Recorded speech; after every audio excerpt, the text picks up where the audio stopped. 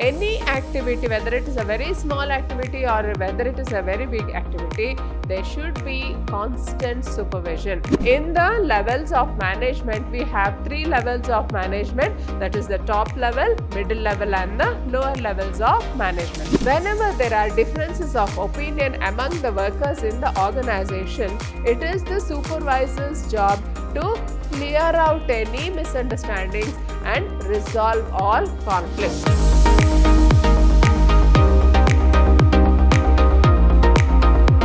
Hello everyone, I am Purnima, faculty in the Department of Commerce, Vidhyaashram Pre-University College, Temple of Excellence. In continuation of my session on this chapter directing, in the second session, I will be just discussing on the elements of direction. So what are the various elements of direction, and we will be discussing each of the elements of direction. Now, let us look into what are the various elements of direction. Now, in this, the first element of direction is supervision. So, we should understand what is the meaning of the word supervision. The term supervision can be understood in 2 ways. Firstly, it should be understood as an element of directing, and secondly, as a function performed by supervisors in the organizational hierarchy. So, as I had explained in my previous sessions, direction is through supervision, or all management is done through directing, and in directing, the first element is supervision. So, in this element of supervision, we should understand that it is the process through which the manager will be working. So, in directing, the first element is supervision, and it is a function performed by supervisors in the organizational hierarchy. Now, exactly let us come to know what is supervision. In supervision, the manager would have already instructed the workers what he has to do, what the worker has to do every day, and then he will be guiding him. So, first he gives orders and instructions, and then he guides them, and then he oversees the work. So, what is the work done by each of the employee? He will be checking. So, there will be constant monitoring by the manager regarding the work which he has given to the subordinate. So, each of the subordinate will be doing the work under the supervision of the manager. And if there are any problems which the employee has to face because of these orders, then he can always get it rectified with the help of the manager who will be overseeing the work.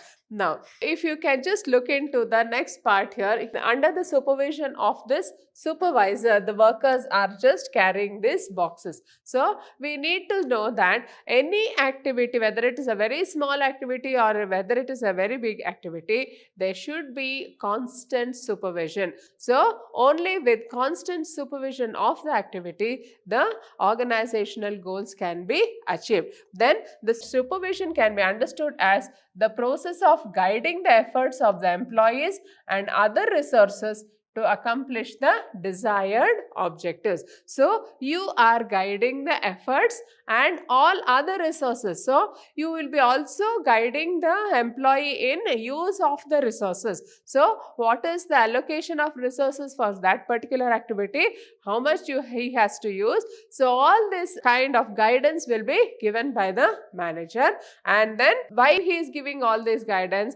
To get the organizational objectives, in order to see that the organizational objectives are achieved. It means overseeing what is being done by the subordinate and giving instructions to ensure optimum utilization of resources and achievement of work targets. So, whatever targets are there, so he has to give the work target to each of the employees and keep on supervising them. So, he has to be overseeing them at every stage of the work. He has to go on seeing whether the work is done as per the plans. So, we should understand that supervision is an important part of direction. Then, let us look into what is the importance of supervision. So, if you can look into the first importance of supervision, the supervisor maintains day-to-day contact and maintains friendly relation with workers. So as you all know, in the levels of management, we have 3 levels of management, that is the top level, middle level and the lower levels of management. And then we should also understand that direction also exists at all levels of management, whether it is the top level, middle level or the lower level. So wherever there is direction, there should be supervision, and this supervising activity will be conducted at all levels of management, and it is through the supervision the management will be directing the people. Now, in this supervision, we should understand that it is the supervisor or the manager who will be maintaining the friendly relation with the workers. So, if it is the general manager, he will be supervising the assistant general manager, and assistant general manager will be in turn supervising his officers who are under him. So, in this way, where this supervision or this direction activity will be there wherever there is a superior and subordinate relationship, and then actually the supervisor who will be in contact with the worker. So, whenever the work is to be actually done, so it is the supervisor's job to get the work done. It is his responsibility. Since he is in touch with the worker, he should act as a friend, philosopher and guide, because since he will be in constant touch with the workers, so he should be their friend. He should act as their friend, philosopher and guide, and he should see that there is a personal relationship shared between the workers. So it is the aim of the supervisor to see that to maintain good and friendly relation with the workers. Then the second importance of supervision is, so he acts as a link between the workers and management. So if you can see, this is management and this is the worker. So this is not the way the management and worker should behave. So he should see that because the supervisor is the link between the management and the worker, so he conveys management ideas to the workers on one hand and workers' problems to the management on the other. So the role played by the supervisor helps to avoid misunderstandings and conflicts between management and workers and employees. So when we understand by the second importance of supervision is, the supervisor is the link between the management and the workers. So whatever the ideas or whatever the instructions the management gives, that has to be passed on to the workers, and whatever the workers' problems are there, whether it is relating to the leave or whether it is relating to any financial help requested by the worker, so all these things, whatever the needs of the employee, they should be conveyed to the top management. Now it should be conveyed through the supervisor only. So he acts as a link between the top management and the workers. So he will be acting as a coordinator between the management and the workers. And in other words, we can also say that the supervisor will help in maintaining proper relationship between the management and the workers. And if there is any misunderstanding relating to any policies of the organization, so it is the duty of the supervisor to clear any misunderstandings relating to the policies taken by the top management, and also if there are any conflicts among the workers and the management. So it is the supervisor's job to see that there is a friendly relationship existing between the management and the workers. Then next importance of supervision is, it plays a key role in maintaining group unity among workers placed under his control. So the supervisor, he will be supervising the job of at least 20 to 30 workers in an organization. So there are so many people working in the organization, then there is bound to be conflict among the workers. So whenever there are differences of opinion among the workers in the organization, it is the supervisor's job to clear out any misunderstandings and resolve all conflicts. He should try to instill a sense of teamwork and a sense of cooperation and coordination among his team members. So this is an important job of supervision. So if there is any conflict among people working under his department, so this conflict may lead to group clashes, or it may have a serious consequences on the working of the organization. So it is the supervisor's job to see that any conflicts are resolved in that level itself and it does not aggravate the problem in the organization. So he sorts out internal differences and maintains harmony amongst the workers. So this is the main job of supervisor. Then the fourth importance of supervisor is he ensures performance of work according to the targets set. He takes responsibility for task achievement and motivates workers effectively. So it is the supervisor's job to ensure performance of work according to the targets set. Now he will be taking responsibility for task achievement and motivate workers to work effectively. So he will set the target for each worker. So every day what he has to achieve, that will be set by the supervisor, and then he will be checking whether each worker has reached the target. Suppose the worker has exceeded the target, and that should be noted by the supervisor, and proper recognition should be given for overreaching the target. Then suppose there are any workers who have not reached the target, then he should also check into the various reasons why the worker has not reached the target, and he should also try to see that each of the worker reaches the target and puts in his maximum efforts for achieving the target. So he will be sending the feedback of regarding the performance of the workers to his higher ups. So in this way, so he will see that the proper and good workers are recognized, and those who are not doing well, they should be given an opportunity, or through proper training and development, they should be able to perform better in their jobs. So it is the supervisor's job to ensure performance in the organization. Then the fifth importance of supervision is he provides good on-the-job training to the workers and employees. A skilled and knowledgeable supervisor can build efficient team of workers.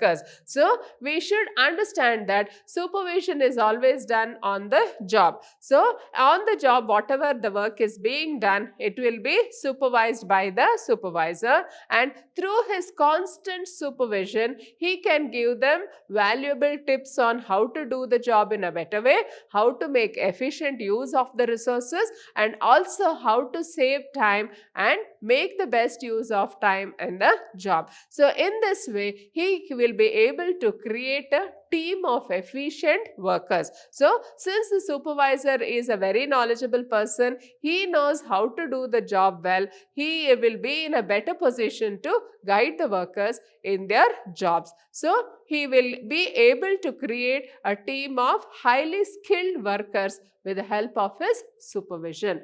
Now, next importance of supervision is supervisory leadership plays a key role in influencing the workers in the organization. With good leadership qualities, he can build high morale among the workers. So he plays a key role in influencing the workers in the organization. So a leader is a person who can influence the action of his followers. So as a supervisor, as a team leader, he should be able to exert his influence on the workers and see that he builds up a high morale among the workers. So that is, he should see that the workers are able to achieve higher and higher. So they should be able to excel in their performance and go to higher levels in the organization. So through his leadership skill, he should be able to influence his teammates. Then the next importance of supervision is supervisor analyzes the work performed and gives feedback to the workers. He suggests ways and means of developing the work skills. Here, if you can see the feedback here, it is the supervisor who will be giving feedback to the workers. So, since the workers will be under his supervision, he will be overseeing what is the work done and he will be giving the feedback. So, what kind of work each of the employee is doing, how best he can improve his skills, how best he can use the resources. So, all these essential tips will be given by the supervisor to the subordinates, and in this way he can suggest ways and means of improving the work skills. Now, the next element of direction is motivation. So, this is the second element of direction. So, first element is supervision, second element of direction is motivation. Now, what is the meaning of this word motivation? Motivation means incitement or inducement to act or move. In the context of an organization, it means the process of making subordinates to act in a desired manner to achieve certain organizational goals. So, let us understand what is the meaning of the word motivation. Motivation means incitement or inducement, or you are just influencing people to work or act in a desired behavior, or you through your motivational words you just induce action in another person. You try to induce a certain sort of a behavior in another person. That is what we call by the word motivation. So, in the context of organization, it is the process of making subordinates act in a desired manner. So, we want the subordinates to act. We want the subordinates to work more efficiently. So, we want the subordinates to achieve the targets. So, what should we do? So, we have to motivate them. So, this process of inducing certain behavior from the subordinates, we call it as motivation. Now, in the subordinates, what sort of a behavior we need? So, we want them to achieve the organizational target. So, that is achieving the organizational goals. Suppose there is a target set for selling 10,000 units of product for 1 year. That is the target set for the organization. Then it is the manager's job to motivate his employees. So, whoever is the salesman or the person who is doing the sales job, he should be motivated to achieve that target. So, when there are 100 salesmen, you just divide the target among them and see that each of them reaches the target, and once he reaches the target, he should be offered a reward. So, in anticipation of the reward, that he or she will be motivated to act as per the instructions of the manager, or such person will be wanting to, in order to get that award, he will be putting all his efforts to achieve the target or reach the target set by the management. So, it is important to see that motivation helps in influencing the person's behavior to act in a particular manner. So, in other words, you are inducing them or you are coercing them to act in a particular manner to see that we get some profit out of it, or it is some sort of an encouragement given to act in a particular manner. Then, we should understand that motivation has three interrelated terms, that is motive, motivation and motivator. So, in motivation, we have three terms. First one is motive, second one is motivation, third one is motivator. Now, let us just look into, if you can see here, this person is motivated to climb up the steps. So, when he reaches there, there is an anticipation of a reward. That is why he is climbing up all these steps. So, this is one example for motivation. Now, let us look into the meaning of the word motive. What is motive? It is an inner state that energizes, activates or moves and directs behavior towards goals. Okay, motives arise out of needs of individuals.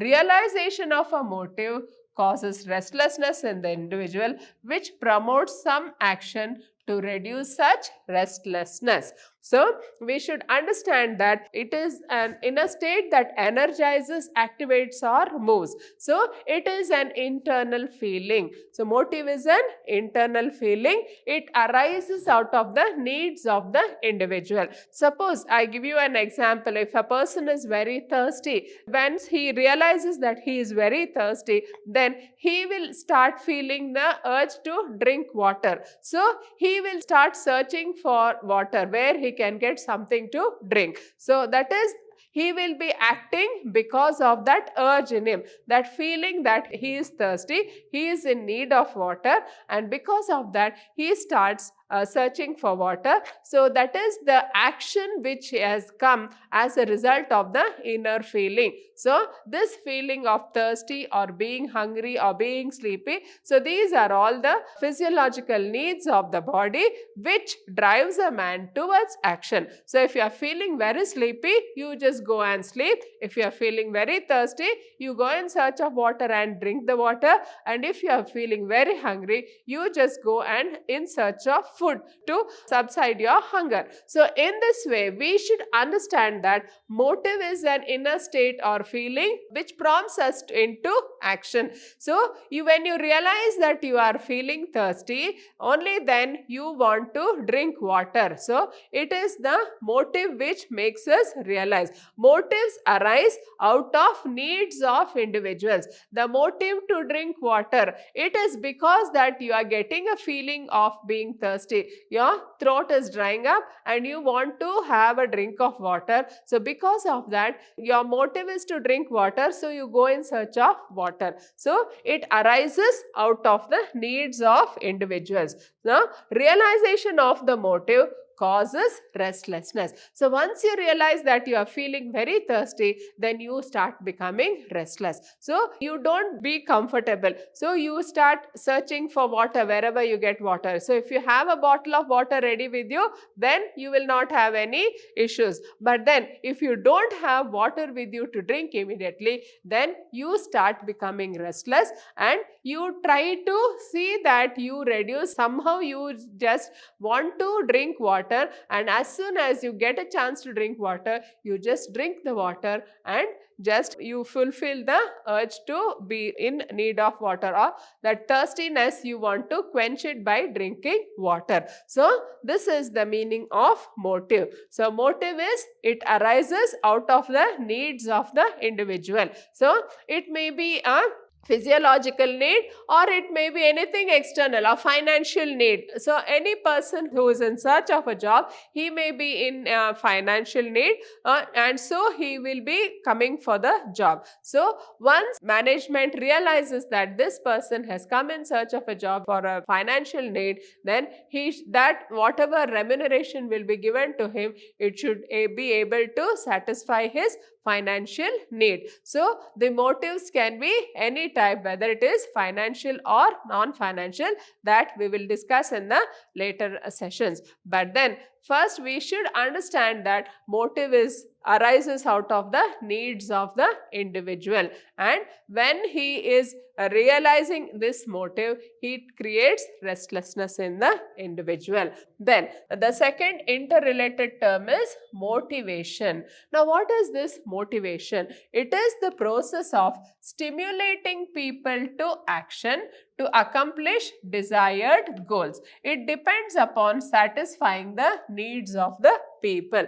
Here you can see that there is a motivation, that is golden globe which is given. So, an offer of a reward, an offer of a foreign tour, an offer of a bungalow or offer of a car. So, all these offers, they help in giving motivation to the individuals. So, it is the process of stimulating people to action. So, you are stimulating them. How do you stimulate them? By offering a reward. Achieve this target, you will be given such and such a reward. So, through this process, you are stimulating him to achieve the target set by the management, and in the process, he will be getting the reward. So, motivation is the process of stimulating people to accomplish desired goals. So, it depends upon satisfying the needs of the people. So the needs of the people are varied. So it may be any kind of need, whether it is a need for recognition or a need for a status or need for any esteem needs or any social needs or any needs for that matter. It should satisfy the need of the individual. Only then we can call it as motivation. So motivation should have that need satisfying power. So whenever you are motivating any employee, you should be able to identify what kind of a need he has. So if it is a financial need, then he should be offered financial incentives, and if it is a non-financial need, then he should be given non-financial incentives. Now, what is this non-financial incentives? It may be in the form of recognition, a praise, or a reward, so that he will be induced to achieve better and better. So whenever new projects are handed over to him, so he will be in a better position to do it. He would have achieved some award in his previous projects, and that award will induce him or motivate him to get more awards in future also, and he will be induced to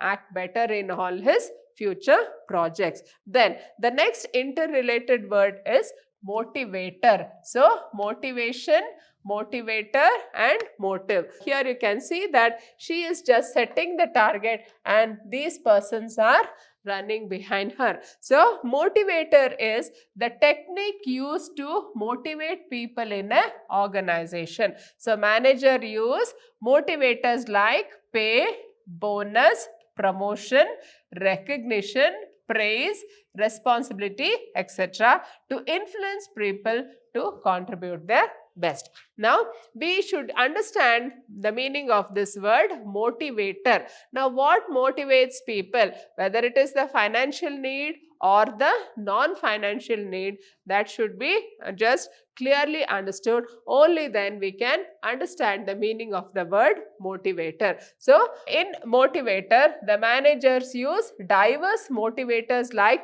pay, bonus, promotion, recognition. So pay means it is the promise of a higher pay. So in promise of a higher pay, the employees may be induced to work better. Then bonus. So bonus is that extra something which you are paying over and above the salary paid to the worker. Then promotion is you are promising a higher position in the organization. So whatever is the existing position, he will be offered a higher position so that he will get a higher pay, higher responsibility, and higher status in the organization. Then recognition. Recognition is once a person achieves the target or reaches the target, so he will be recognized. So what sort of a recognition? So it may be a congratulatory letter or an award installing ceremony, or you just see that he has some reward. Then next is praise. Praise is a most important motivator. So a word of praise or appreciation from the higher up can always boost the morale of the employees. Then responsibility. So the persons who are more responsible will be more noticed, or they will be the drivers in the organization. So more responsibility means more pay and more perks, etc. So all these will be offered to the employees as motivators to induce them to work for the organization. So we are influencing people to contribute the best. So with the help of pay and bonus, etc., we are trying to influence the people to put in their best for the organizational goals. Then next, let us look into what are the features of motivation. Now, first feature of motivation is it is an internal feeling. So as I had explained earlier, it is the internal urge or the internal need, and it is the drive, aspiration, whatever you call. So they all are motivation. They are something which influences the human behavior. So the motivation is an internal feeling. So it is something which should arise in the human being. So if he is not motivated, then he may not work well. So any person who is an employee, he should be usually properly motivated to do his best. Only then he will work. If he is not motivated, then he will not do his job. So it is an internal feeling, and it represents the desires and needs of the individual, and which influence human behavior. So these needs of the individual, they influence the human behavior. For example, the parents, if they have a school going children, so they offer reward of a cycle. So we will get you a cycle if you are scoring above 90% in your final examination. So if they just motivate the child in such a way that if he gets above 90%, he will be rewarded with the cycle. The child, with the anticipation of the reward, it will put in its best efforts and try to achieve more than 90% in order to get the reward of the cycle. So this is, you are just satisfying the needs of the human being. The child wants the cycle, and it is the need which is felt in the child and which is being satisfied by the parents. So the cycle will act as a motivator for the child, and parents also, they will be happy because the child will be doing well in the exam. So in this way, the both are satisfied. The parents, they want the child to be studying, and then the child also, it gets the reward for good studies. So in this way, we should know that it is an internal feeling, it is a need of the individual which wants to be satisfied. Then the second feature of motivation is it produces goal-directed behavior. So whenever there is motivation, there should be a goal. So without a goal, you cannot motivate. So motivation is something for achieving the goals of the organization. For example, the promotion in the job may be given to an employee with the object of improving his performance. If the employee is interested in promotion, he helps to produce a behavior to improve the performance. So as I had given you the example of the bicycle given to a child, the same way, if you are offering a promotion to the employee, suppose the employees, there are so many employees working in a department, and you tell them that if your performance is above this standard, then such and such a person will be offered a promotion in the organization, then you are influencing them to perform well. So those who want a promotion, they will be urged, they will be motivated to perform well in their jobs in order to grab that promotion offer. So you are influencing the person to perform well. So it produces goal-directed behavior. So in order, once he achieves the goal, he knows that he will be given a promotion in the organization. Then the next feature of motivation is it can be either positive or negative. Now, what is positive motivation? Positive motivation provides positive rewards like increase in pay, promotion, recognition, etc. So we should understand that motivation is of two types. One is positive motivation, the other one is negative motivation. Now what is this positive motivation? Positive motivation means you are raising the pay of the individuals, and you are also giving them promotions, and you are also giving them a sort of recognition.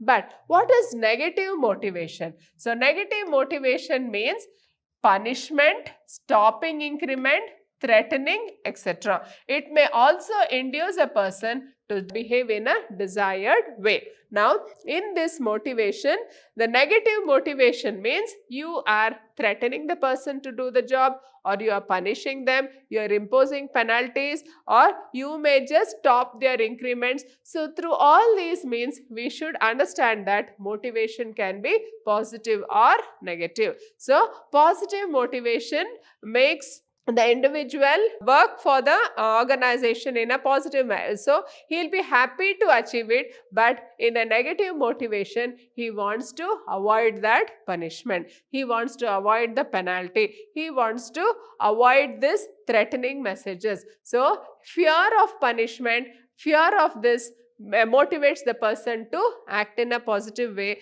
but whereas in a positive motivation, for satisfaction of his needs, he will be forced to work better in the organization. Then features of motivation is, it is a complex process. If you can see here, it is a example of complex job being done in the organization. If you can see, there are so many wires which are going, so many machines which are running in the organization. So it is a complex work which is being done. So in the same way, we should understand that motivation is a complex process. So we don't know what actually motivates a person. So individuals are heterogeneous, and in expectations, perceptions and reactions. So any type of motivation may not have uniform effect on all the members. Yes. So next feature of motivation tells us that it is a complex process. Now why we call it as a complex process? Because individuals are heterogeneous. So each human being will have his own temperament, will have his own set of attitudes and his own set of thinking power, and he will have his own needs and aspirations. So if you think that promise of promotion will motivate one person, then the same promise of promotion may not motivate another person. So we should understand that this motivating factors is not the same for everyone. So for each person, the motivating factor will be different. So any type of motivation may not have uniform effect on all the members. So each one will have their own expectation, perceptions and reactions. So this motivating factor will not have a uniform effect on all the employees in the same way. So each of them may react to it differently. Then next, let us look into what is the motivating process. The motivation process here, the motivation process is based on human needs. A simple model to explain motivation is presented below. So if you can see here, we have this motivation process. So in this process of motivation, but this is the first one, that is the unsatisfied need. So unsatisfied need is, suppose that person wants to buy a car, or he wants to buy a two-wheeler or something. So there is some unsatisfied need in the human being and he wants to have it badly. So that unsatisfied need, it creates tension. Take the example of the car again. So he wants to purchase a car which he thinks that it will increase his status, or